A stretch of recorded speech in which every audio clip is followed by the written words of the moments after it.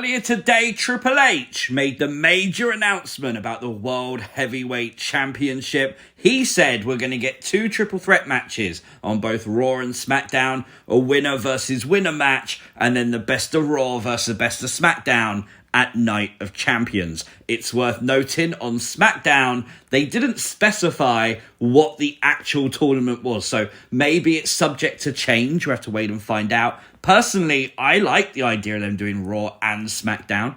I assume if a SmackDown star wins, they then go to Raw as the Raw World Heavyweight Champion. But honestly, this is a World Championship. It shouldn't just be the best of Raw, especially for the first champion. It should be the best in the world who wins that title. Go on, cue the CM Punk comments. This is things you might have missed from Friday Night SmackDown from San Juan, Puerto Rico. Make sure you hit the like button and subscribe to the channel if you are new. SmackDown opened tonight with a very unique, very cool entrance to SmackDown. Obviously, drone footage of literally entering the packed arena.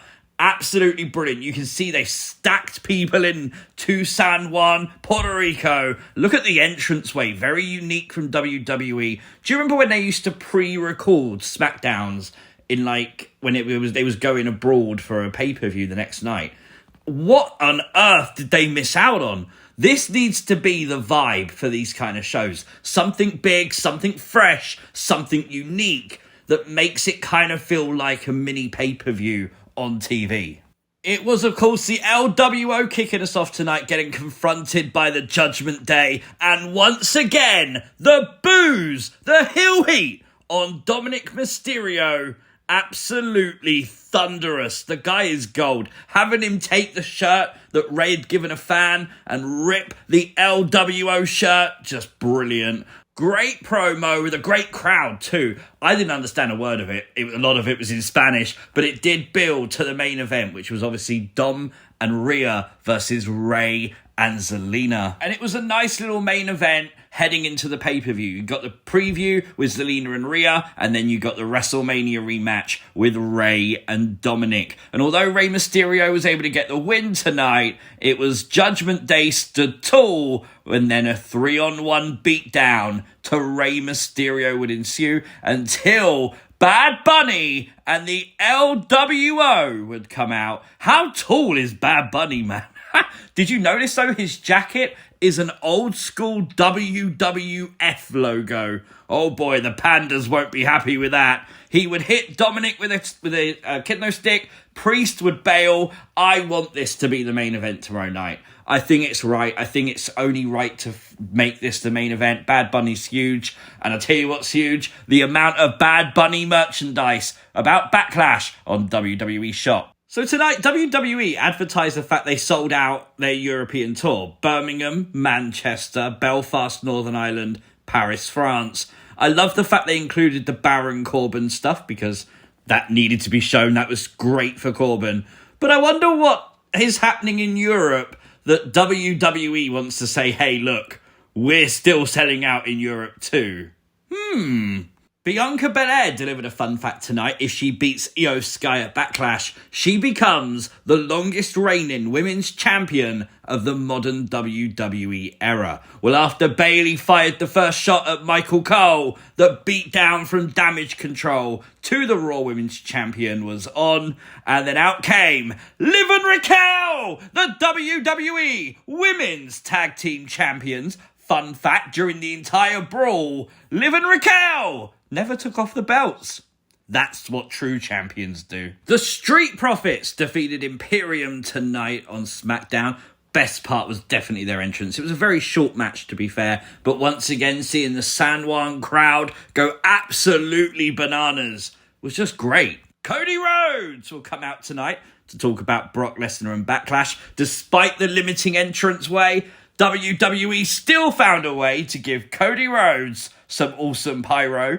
There were some nice references to Double A Arn Anderson in that promo too. Obviously, Cody mentioning the fact Brock hasn't given the reason why he attacked him yet, talking about how he's going to beat it out of him at Backlash, saying that he's not really afraid anymore, that he's going to get back on track to finish the story, and he's going to do it. by beating the Beast, Brock Lesnar. Could you imagine if Brock just squashes Cody like a fly? Oh my God, people's hearts would break. Once again, more teases that Solo and the Usos are not on the same page. Solo never once looked at his brothers. The Usos clearly frustrated. Solo not wearing Bloodline merchandise either. That was pointed out to me. Looking at his thumb, Solo seems to be the guy that we think's going to turn on the Usos. Probably at the orders of Roman Reigns. It could literally happen tomorrow night at Backlash, so that's definitely something to tune in for. There are a bunch of videos circulating on social media right now that show the reaction LA Knight got when he was successful in his pre-show dark match tonight. Genuinely huge reactions. A lot of wrestlers got big reactions tonight, but really big reaction for LA Knight. WWE, hurry up and listen.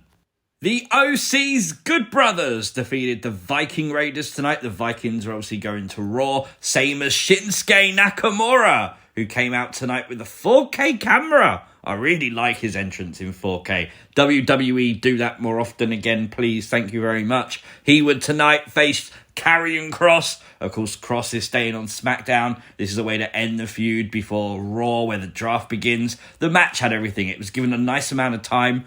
Probably a good presentation for Kross.